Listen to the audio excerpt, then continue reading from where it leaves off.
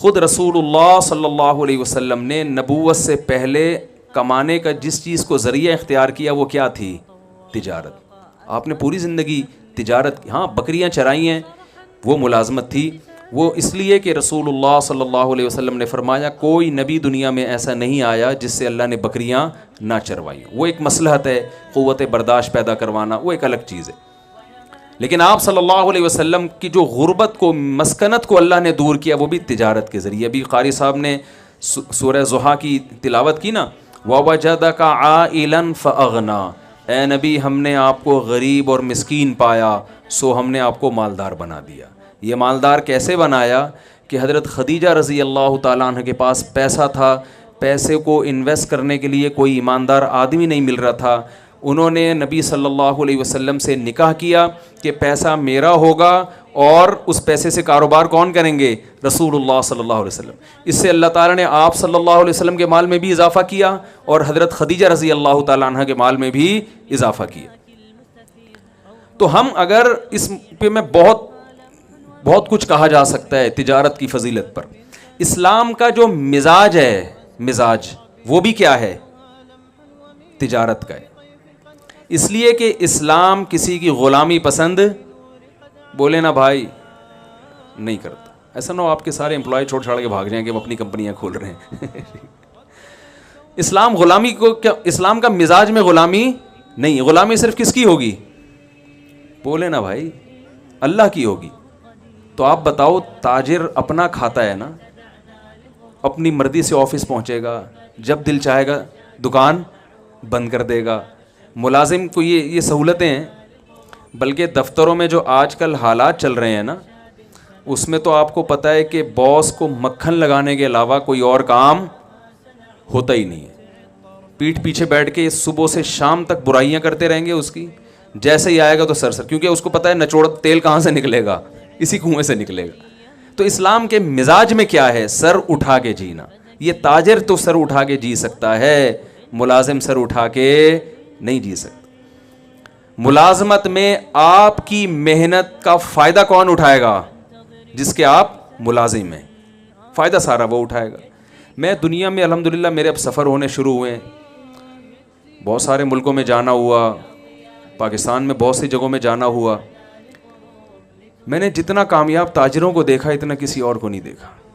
اور تجارت کے لیے میرا ایک اصول بن گیا کہ اس کے لیے انٹر میں فیل ہونا ضروری ہے.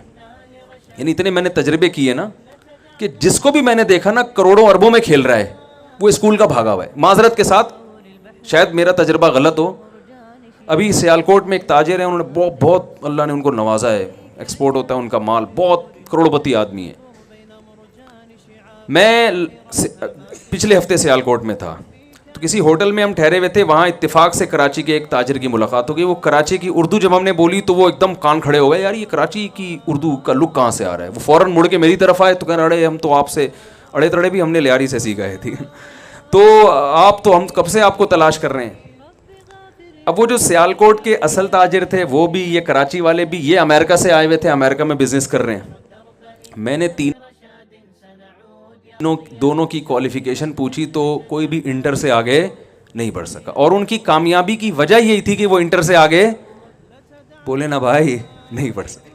اگر وہ پڑھ لیتے تو میرا خیال ہے وہ ذاتی ایئرپورٹ نہ بنا رہے ہوتے اپنا, ٹھیک ہے نا. دبئی گیا ہوں, وہاں بڑے بڑے تاجروں سے ملا, سارے اسکول کے بھاگے ہوئے. بھاگنے کی ترغیب نہیں دے رہا کہ آپ اپنے بچوں کو اسکول سے بھاگیں, لیکن پتہ نہیں کہ قدرت کا سسٹم ایسا ہے, نظام ایسا ہے. یہ بتانے کے لیے آپ کو یہ میں تجربہ شیئر کر رہا ہوں آپ کے ساتھ. دبئی میں بڑے بڑے تاجروں سے میری ملاقات ہوئی جو کروڑوں میں کھیل رہے ہیں, سب اسکول کے بھاگے ہوئے اور سب غریب فیملی سے جن کا تعلق تھا.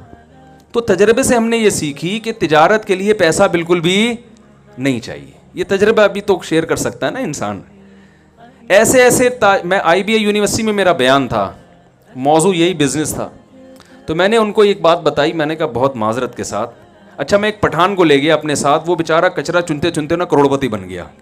کچرا چنتے چنتے, کچرے میں کیا ہوتا ہے کہ بھائی اس کو پتہ چل گیا بھائی جو ہے نا کاپر کیا ہوتا ہے, تانبا, پیتل, لوہا, ہر چیز کا فرق وہ پہچان گیا. ہوتے ہوتے ہوتے ہوتے اس نے وہی ظاہر اپنی دکان بنا لی اسکریپ کی. پھر ہوتے ہوتے یہ جو ہے نا اتنا اللہ نے اس کا بزنس کہ وہ کروڑپتی, اس کے تو 20-30 تو اکاؤنٹ ہیں اس کے. میرا آئی بی اے یونیورسٹی میں بیان تھا, میں نے اس کو فون کیا, میں نے کہا آ جا بھائی تو, اور میں نے کہا اسی ڈریس میں آنا جس میں تو سارا دن گھومتا پھرتا, کو کوٹ ٹائی وائی کی وہ پہنتا بھی نہیں ہے.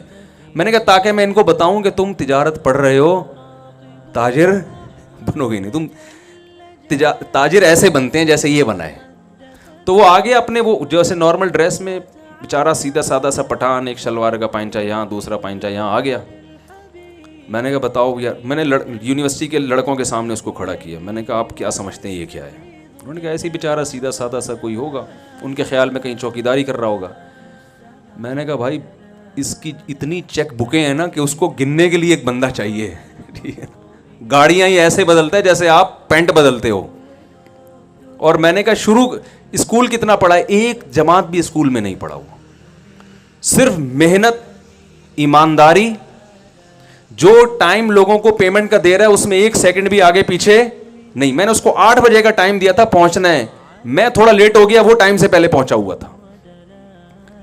تو میں نے کہا آپ لوگ جو بزنس پڑھ رہے ہیں نا, تو یہ ذہن میں رکھیں آپ بزنس کے علاوہ دنیا کا ہر کام, بول لو نا بھائی, یہ ماہرین کہتے ہیں, میں تو مولوی آدمی, میں کیا ایسی باتیں کر سکتا ہوں, لیکن ہم نے ماہرین سے سنا ہے کہ جو بزنس پڑھتا ہے وہ دنیا میں بزنس کے علاوہ دنیا کا ہر کام, بولو نا بھائی کیا ہو گیا. آپ کے فائدے کی باتوں کے لیے میں بیٹھا ہوں, یہ پہلے بتا دوں میں آپ کو. تو ہم دنیا میں جہاں بھی گئے, میں ملیشیا گیا, وہ میں نے پٹھان تاجر دیکھے, سیدھے سادے پہاڑوں کے رہنے والے, کروڑوں میں کھیل رہے ہیں وہ. لنکاوی جزیرہ سنا ہوگا آپ نے, وہاں ایک بہت بڑا تاجر ہے. میں اس لیے زیادہ نہیں قریب جا رہا کہ وہ کہے گا یار ہمارے سارے راز فاش کر رہے ہو آپ مجھ سے بیٹھ کے. یار تم یہاں تک کیسے پہنچے, تمہارے ہوٹل ہیں, تم اتنی ارننگ کیسے کر رہے ہو؟ بھائی ہم تو ایسے ہی آئے تھے بھگوڑے, کچھ تھا نہیں, پاکستان میں ہمیں مل نہیں رہا تھا, یہاں بھگا دیا, تو یہاں ہم نے جس چیز میں ہمیں لگانا کہ اسے خرید کے بیچنے میں کچھ پروفٹ ہے, وہ ہم نے وہ کام کیا.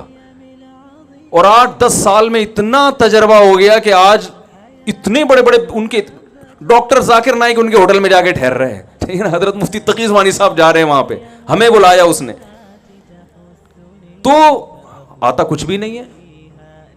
تو پہلے تو میں یہ تجربہ شیئر کرنے کا مقصد یہ ہے کہ اسلام نے بزنس کو اتنا زیادہ فوکس کیوں کیا. اس پہ اور بھی بہت سی آیتیں, حدیث ایک روایت میں آتا ہے, رسول اللہ صلی اللہ علیہ وسلم نے فرمایا تسعۃ اعشار الرزق فی امتی فی التجارہ. روایت میں آتا ہے کہ نبی صلی اللہ علیہ وسلم نے فرمایا میری امت کے 10 میں سے 9 حصے رزق اللہ نے تجارت میں رکھا ہے. 10 میں سے 9 حصے کس میں رکھا ہے؟ تجارت میں. ہم کہاں تلاش کر رہے ہیں؟ دوسرے کاموں میں. حضرت عمر رضی اللہ تعالیٰ عنہ کا کہ مجھے اللہ کے راستے جہاد میں موت کے بعد سب سے زیادہ جس راستے میں موت محبوب ہے وہ یہ ہے کہ میں تجارت کرتا ہوا دنیا سے چلا جاؤں. جہاد کے بعد جو شہادت ہے اس کے بعد اگر میں چاہتا ہوں کسی راستے میں موت آئے تو وہ کون سی راستہ ہے؟ کہ میں تجارت کر رہا ہوں.